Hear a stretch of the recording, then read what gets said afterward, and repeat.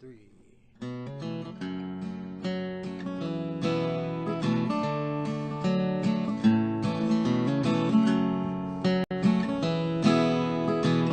Asheboro, the town I was born in, is located in the beautiful rolling hills of Randolph County, North Carolina.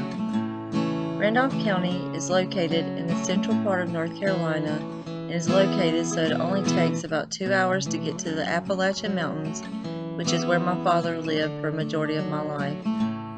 I spent the first 21 years of my life living in that small town with my mother, besides the every other weekend with my father in those beautiful mountains. I never noticed a big difference in the way people talked in the mountains versus in the town I grew up in with my mother. Growing up in the South and in a small town, most of the people I know from back home have spent their entire lives in that town. And growing up, very few people ever moved away, and even fewer people moved into the town I'm from. So I never felt like an outsider, and I always had a great sense of belonging. In my family and all the families I knew, we always shared a lot of commonality, such as the kinds of foods we enjoy, having a sense of humor, and the way we talk and the words we use. My mother and father's family all live in North Carolina.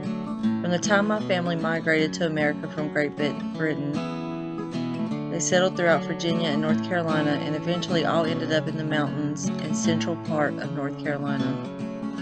As far as I know, I was the first to move out of state. I never thought much about having an accent or a dialect until I was 21 and decided to move to Florida. While working as a food server in Orlando, Florida, I quickly came to realize that there was something unique and different about the way I spoke, the words I used, and my accent, because people would constantly ask me where I was from and would ask me to repeat certain words because they sounded funny to them and people got a kick out of it. I remember once one guy telling me that I should try to pronunciate my words better because I sounded ignorant and stupid. After that, I did try to lose my accent, to no avail. After Florida, I ended up moving to Alaska, and again I was faced with being different and feeling like an outsider because of the way I talk. After Alaska, I moved to Wyoming and lived there for 5 years.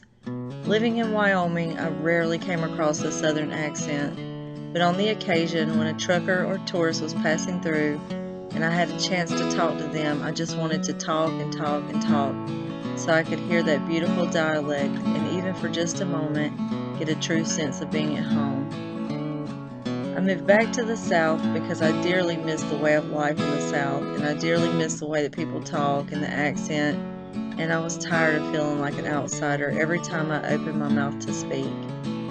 It never occurred to me how something as simple as a dialect can make you feel like an outsider or give you a true sense of belonging and home. I also remember feeling very sad at moments when I realized that all this moving around I had made it had made it so that my children didn't have a southern accent, and I felt as though our family was losing our heritage.